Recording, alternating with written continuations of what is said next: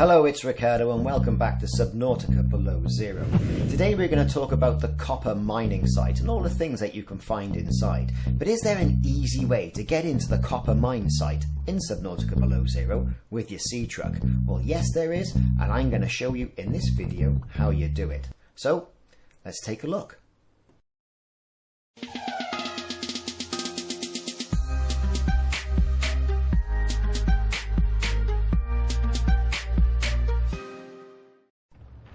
So as soon as you realise you can't get your Seatruck through the little gap in the doors of the Koppa Mining Site, you have to seek out an alternative way to get in. Fortunately, it's not too difficult at all.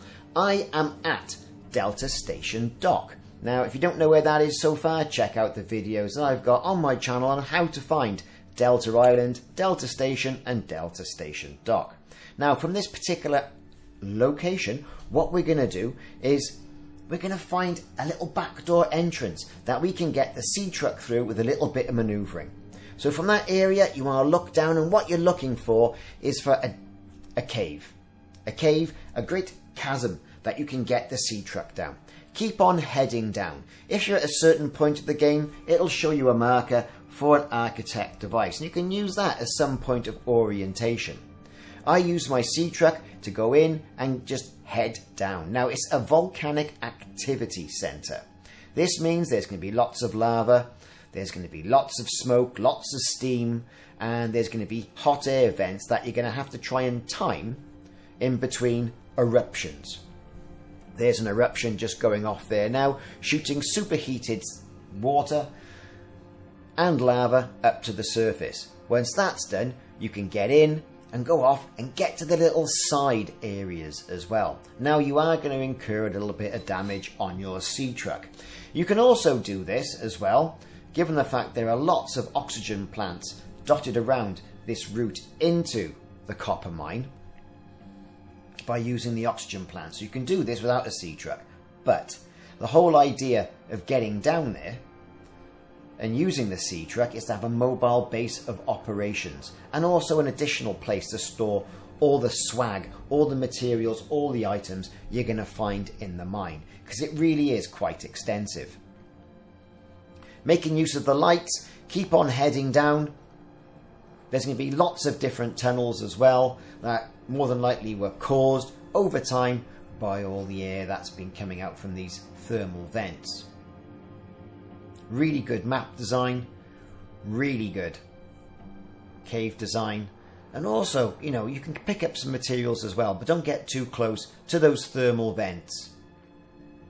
Right, once you've orientated yourself, keep on heading off to the side vents. Make sure you time your descent in between eruptions, and before long you'll get to a point where you'll think, yeah, I'm starting to see a little bit of Alterra Mine technology. And that's when you know you're going to be into the back secret passage of the Koppa mine. Now, Koppa, K-O-P-P-A. It's not lost on me.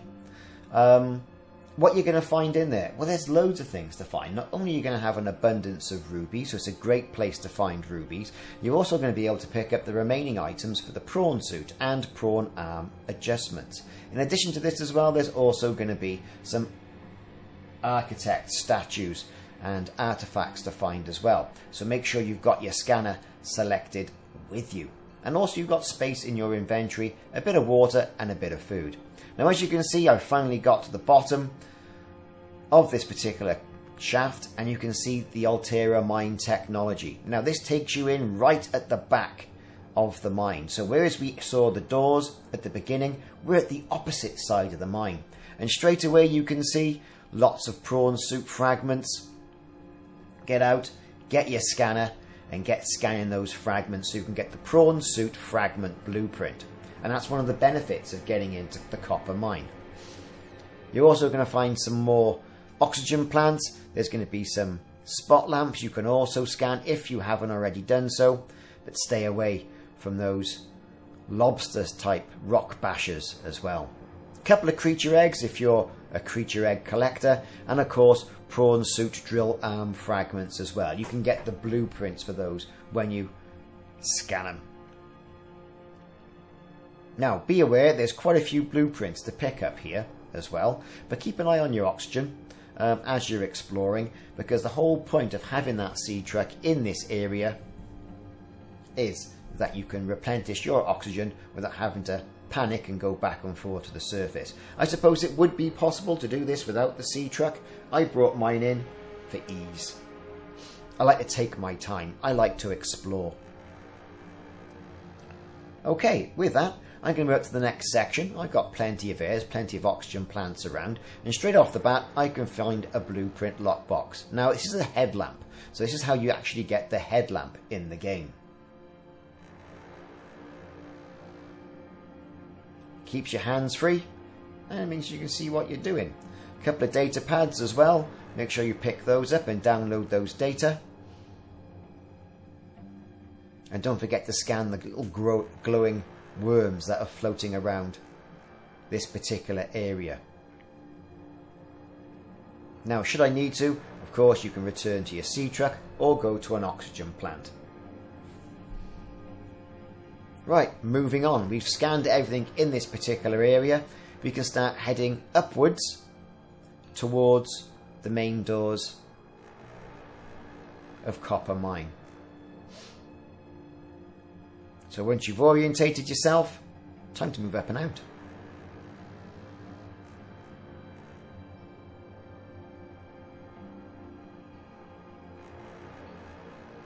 The lights of the Seatruck will illuminate quite extensively all the different parts, and the attention to detail that's been put in to this game is absolutely astounding.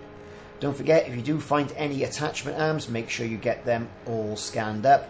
Once you've scanned them though, you won't be able to scan them again.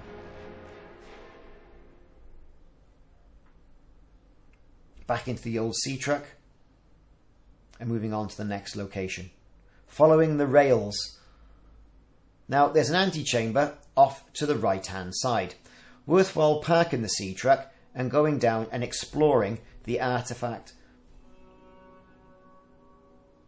that's listed in green. Again, another arm, if you haven't already scanned it, there it is. And into an antechamber, here's the architect artifact. You'll get a little soundbite from Alan as well.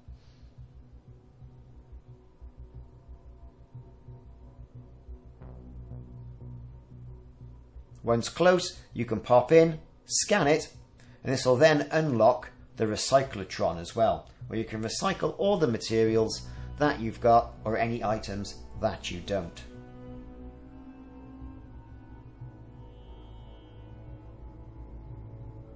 Again, all the grubs with their bioluminescence, a couple of eggs, some spotlights, and an oxygen plant should you get caught short.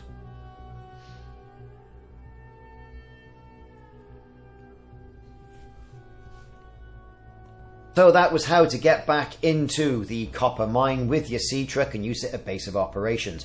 Also, how to get the Prawn Suit fragments and the drill arm fragments that we've also found on the way. Plenty of other things to watch out for in this particular area, so thanks very much for watching and check back for more videos in the series.